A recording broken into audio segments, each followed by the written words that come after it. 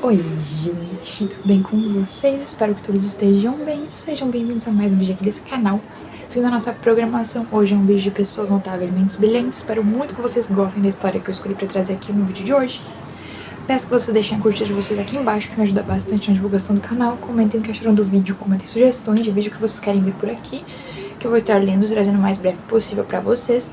Também peço que se inscrevam, por favor. Eu tô com a meta de bater 500 inscritos, então toda inscrição ela é muito bem-vinda, muito importante. Eu ficaria muito grata por toda a ajuda de vocês. E é isso, gente. Vamos rodar a vinheta então e a gente começa o vídeo de hoje.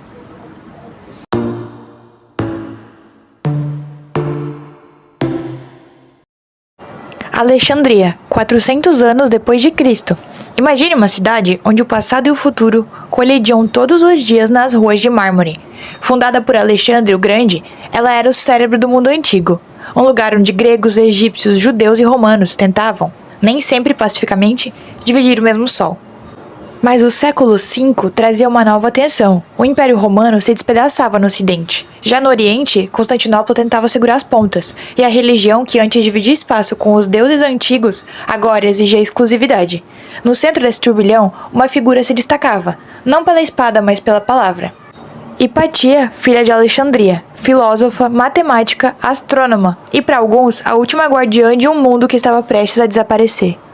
Ela não surgiu do nada. Era filha de Theon, o último grande matemático do Museu de Alexandria, uma instituição que ainda mantinha viva a chama de Euclides e Ptolomeu. Enquanto a maioria das mulheres da sua época era mantida no silêncio do lar, ela foi educada para pensar.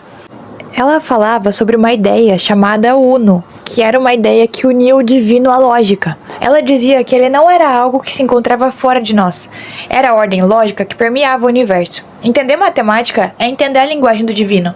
Uma elipse não é apenas uma curva, é a prova de que o caos aparente dos céus obedece a uma harmonia que podemos decifrar. Sua fama atravessou o Mediterrâneo. De Atenas a Constantinopla, estudantes vinham sentar-se a seus pés. Ela nunca se casou. Dizia estar casada com a verdade. E por décadas, sob sua orientação, Alexandria permaneceu um farol de investigação racional. Ela não criou obras originais que sobreviveram, mas seus comentários sobre os grandes mestres mantiveram vivo o conhecimento que mais tarde atravessaria o mundo islâmico e chegaria à Europa. Sem Hipatia, parte da matemática grega poderia ter se perdido para sempre. As ruas estão tensas. Os monges circulam em grupos. Estátuas antigas são quebradas. Judeus e cristãos se enfrentam em becos. Mas o conhecimento não existe no vácuo. Em Alexandria, o ar começava a rarear. Em 412, um novo patriarca assume o trono da igreja local. Seu nome, Cirilo, sobrinho do polêmico Teófilo. O mesmo que anos antes havia ordenado a destruição do Serapeu, o último grande templo pagão e depósito de livros da cidade. Cirilo herdou o cargo, mas também o gênio político e a intolerância do tio. Do outro lado, Orestes, o prefeito imperial, representante direto do imperador em Constantinopla. Romano, cristão moderado, mas acima de tudo defensor da autoridade civil contra a interferência da igreja. Ele admirava a Hipatia, consultava regularmente. Não apenas por sua inteligência, mas porque ela representava a continuidade de uma Alexandria que ainda valorizava o saber universal. Para Cirilo, isso era inaceitável. Cirilo precisava consolidar o seu poder e, para isso, precisava isolar Orestes. O conflito entre esses dois explodiu abertamente quando Cirilo expulsou os judeus de Alexandria, acusando-o de conspiração. Orestes protestou ao imperador. A mágoa entre os dois tornou-se abismo, e no meio desse abismo estava Hipatia. Começaram os boatos, pregados em murais sussurrados nos mercados. Inserções de texto como: ela é uma feiticeira, usa magia para controlar Orestes, é uma grega idólatra que atrapalha a paz da cidade.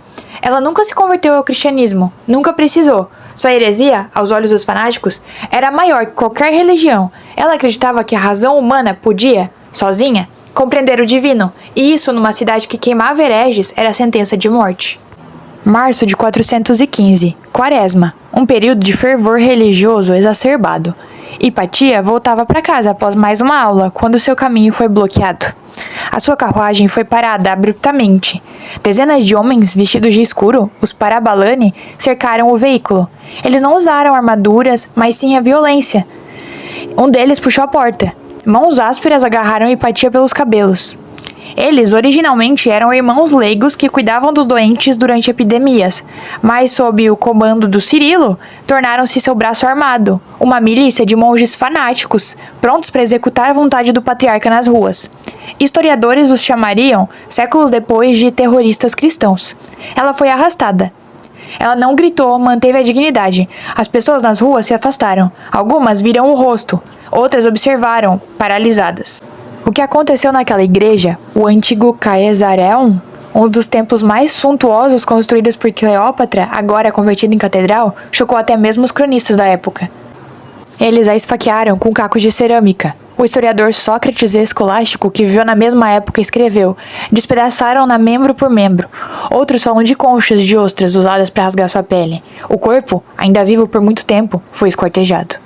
Seus restos foram levados para um lugar chamado Cinaron e queimados. O fogo consumiu o que sobrou dela, mas não consumiu a pergunta que ecoaria pelos séculos: por quê? Seu assassinato não foi ordenado diretamente por Cirilo, ou pelo menos nenhuma prova sobreviveu para incriminá-lo, mas ninguém duvidou, na época, de quem era o responsável. O historiador Damácio escreveu: Cirilo invejava a influência dela sobre o prefeito e a cidade. Orestes, então, fugiu da cidade. Seu poder estava quebrado. Os intelectuais que restaram em Alexandria começaram a partir. Alguns foram para Atenas, outros para o Oriente, levando consigo os manuscritos que conseguiram salvar. A escola neoplatônica de Alexandria nunca mais se recuperou. O ensino público de filosofia e matemática que florescera por séculos entrou em colapso. Não por um decreto, mas pelo medo. Quem ousaria ensinar o que Hipatia ensinava, depois do que fizeram com ela? E não foi ela que viu a grande biblioteca queimar. Ela já havia desaparecido séculos antes em incêndios anteriores. Mas o que se perdeu com ela foi maior do que pergaminhos. Perdeu-se a ideia de que uma mulher podia ser filósofa. Perdeu-se a tradição ininterrupta do pensamento grego em sua cidade natal. Ela não escreveu livros que sobreviveram, mas seus alunos sim. Sinésio de Cirene, que se tornou bispo, preservou suas cartas e ensinamentos. Através dele e de outros, fragmentos de seu conhecimento migraram para o mundo bizantino e mais tarde para o islâmico. Quando a Europa despertou do que chamaram de Idade das Trevas, foram os textos preservados por árabes e persas, textos que Hipatia ajudou a comentar e transmitir, que reacenderam a chama da ciência. Hoje, seu nome está em crateras na Lua, em asteroides, em livros, em filmes, em cada menina que decide estudar física, em cada mulher que ocupa uma cátedra de matemática, em cada mente que se recusa a aceitar que a verdade venha pronta de qualquer autoridade. Então, gente, esse foi o vídeo. Espero muito que vocês tenham gostado. Até o próximo.